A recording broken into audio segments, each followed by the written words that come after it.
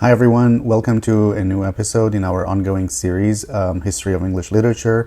As you can see in today's video, we're going to be talking about Edmund Spencer, one of the other leading writers of the 16th century literature and culture. So without further ado, let's start talking about Edmund Spencer. First, let me tell you about how Spencer's life began. He was born around 1552 in London to a poor family. His father was just a clothmaker, so they didn't really have much money. However, Spencer was lucky because he got an excellent education. Because his family was poor, Spencer attended school as the kind of school that they called a poor boy kind of school. This meant that he got free education at the merchant tailor's school, and he got it for free because they knew his family's background. There, he studied under a wonderful teacher named Richard Mulcaster, and this teacher believed that English could be just as beautiful as Latin or Greek for writing poetry, and this kind of sentiment was passed down to Edmund Spencer. After finishing school, Spencer went to Cambridge University. Since he still didn't have money, he worked as a sizar. This means that he did cleaning and serving kind of jobs to pay for his education. At Cambridge, he made a very important friend named Gabriel Harvey, and this friendship changed his life because Harvey introduced him to powerful people, including the Earl of Leicester, Sir Philip Sidney, whom we will be talking about in a future video. And Sidney at that point was actually a very famous poet himself. So let's continue talking about the Irish experience, land, power, and conflict. Now, this part of Spencer's story is actually the difficult part. In 1580, when he was just about 28 years old, Spencer got a job as a secretary to Lord Grey de Wilton, and this man was in charge of governing Ireland for the English government. At this time, England was trying to control Ireland completely, and the English government took land away from Irish people and gave it to English settlers. Spencer became one of these settlers, called planters. He received a huge estate of more than 3,000 acres in County Cork, and this land had been taken from an Irish nobleman after the English defeated him in war. Through this land, Spencer became wealthy and was considered a gentleman afterwards. However, this wealth came at a terrible cost. Spencer witnessed horrible violence during his time in Ireland. He saw massacre and families that killed thousands of Irish people.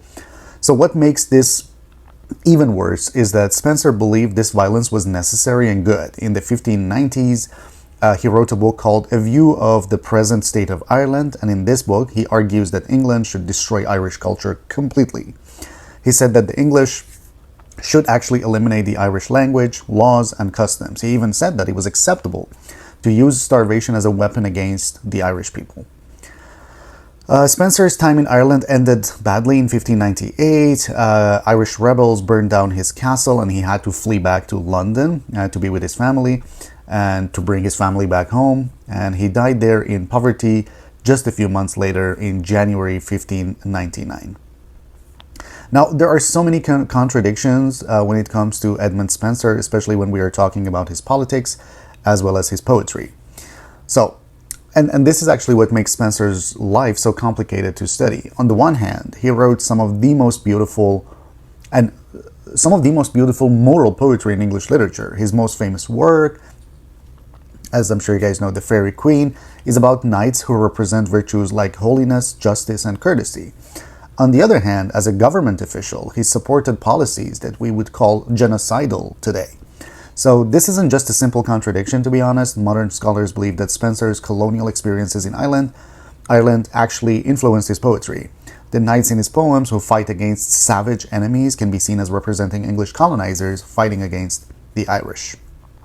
But moving on to his most important works, we're going to be talking about some of the works that Edmund Spencer produced, which have come to be known as monumental works of literature from this period. The Shepherd's Calendar was his first success. Now, Spencer's first major work was called The Shepherd's Calendar, and let me explain what this poem is about and why it was so important. Let's start with what the poem contains. The work has 12 parts, one for each month of the year, and the main character is a shepherd poet named Colin Clout, who represents Spencer himself. Throughout the year, we follow Colin's emotional journey. He starts in January feeling sad because the woman that he loves, Rosalind, has rejected him. And by December, he feels tired and thinks about death. The poem includes many different types of poetry. It includes like love complaints, funny stories about animals, as well as singing competitions, a funeral poem, and even religious hymns. Let's now talk about why this particular work by Spencer, though probably not the most famous work that he has written, was actually revolutionary.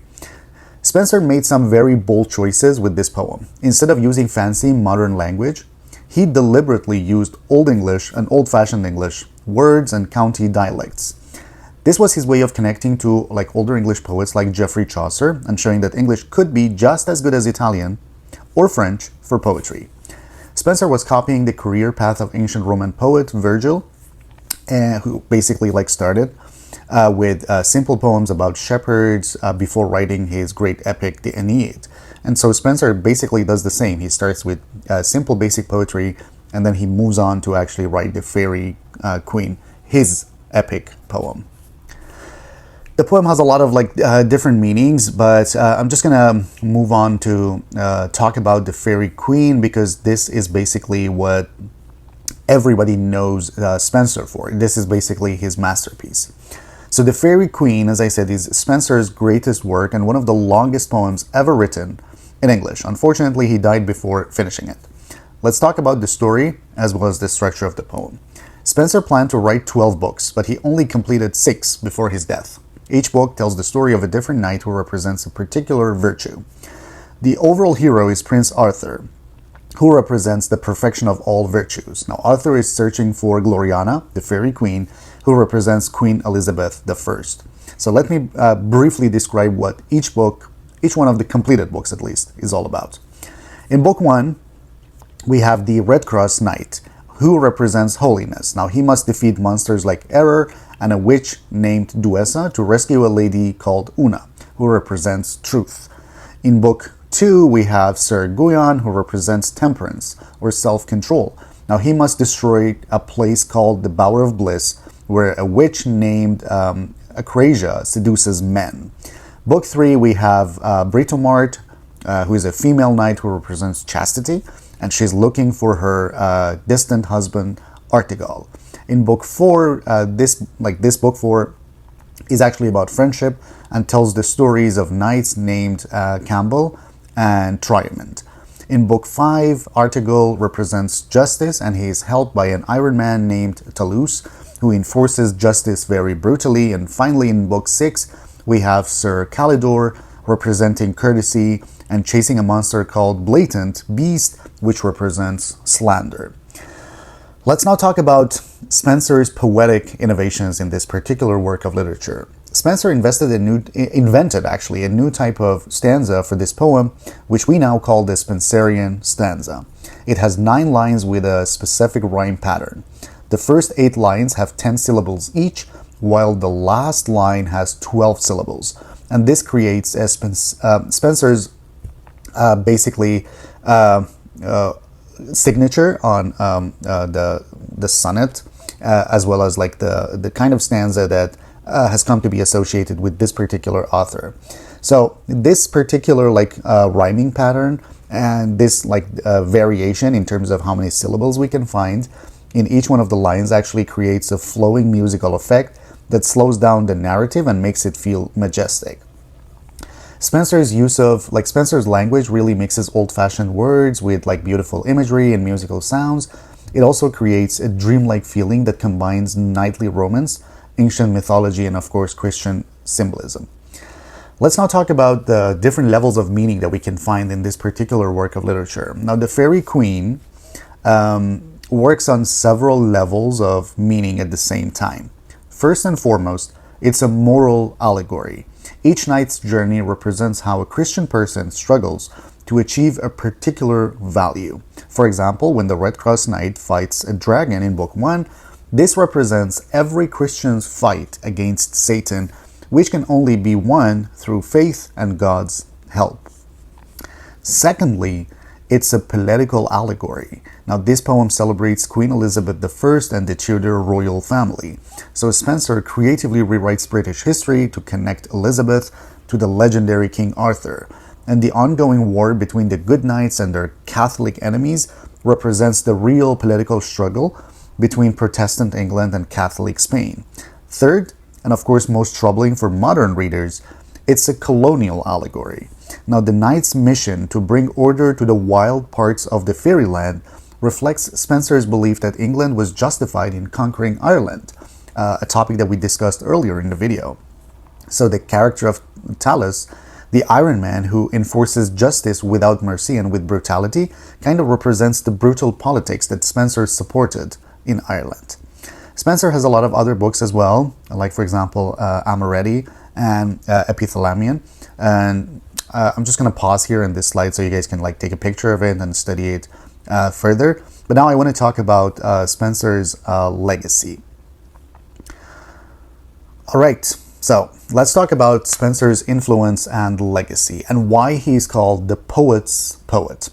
During his lifetime, people recognized Spencer as the greatest English poet of his generation. They called him the new Virgil, because just as Virgil had glorified Rome in his epic poem, Spencer had glorified England in the Faerie Queene. In the 19th century, the writer Charles Lamb gave Spencer a nickname that has lasted ever since, the poet's poet. This title reflects how much other poets have admired and learned from Spencer's work. John Milton, who wrote Paradise Lost, considered Spencer a profound moral teacher whose work was essential for understanding virtue. The great romantic poets of the early 1800s, like Lord Byron, Percy B. Shelley, and especially John Keats, were fascinated by the rich musical quality of Spencer's verse, and they borrowed his stanza, the Spencerian Stanza, for so many of their important works, including Byron's Childe Harold's Pilgrimage, as well as Shelley's Adonais, and of course Keats's The Eve of Saint Agnes. But let's talk about why his legacy is actually contested today, or why he might be considered not that moral like role model that everybody should try to emulate. Now, while Spencer's status as a master of English literature remains secure and undisputed, his legacy has become more complex and controversial in modern times. Especially the rise of post-colonial literature has brought new attention to Spencer's role as an architect and advocate of English colonial policy in Ireland. Modern scholars recognize that his political ideology isn't just a biographical detail, it's woven into every fabric of his poetic works, especially that of the Faerie Queene. And to study Spencer today means confronting the uncomfortable relationship between aesthetic beauty and political violence. And this makes him a more challenging figure to study, but arguably a more relevant one for our time as we continue to grapple with the legacy of colonialism and the ways that literature can both reflect and shape political ideologies. Now, Edmund Spencer's story teaches us that great artists can be complex and contradictory people. His poetry remains some of the most beautiful and influential ever written in English, and his technical innovations, his rich imagery, his musical language continue to inspire poets even today. However, we cannot really separate his artistic achievements from his role in justifying and even participating in the violent colonization of Ireland. And this doesn't mean that we should stop reading his poetry, but it does mean that we should read it with the full awareness of its historical context and political implications. Understanding Spencer, as a final note, helps us understand not just the development of English literature, but also how literature intersects with politics, power, and violence. And this makes him not just a historical figure, but a poet whose work continues to raise important questions about art, morality, and political responsibility. Thank you guys so much for watching this video, and I hope you learned a thing or two. In our future video, which is going to be published very soon, I'm going to talk about the final writer on our roster of influential writers of the Elizabethan era.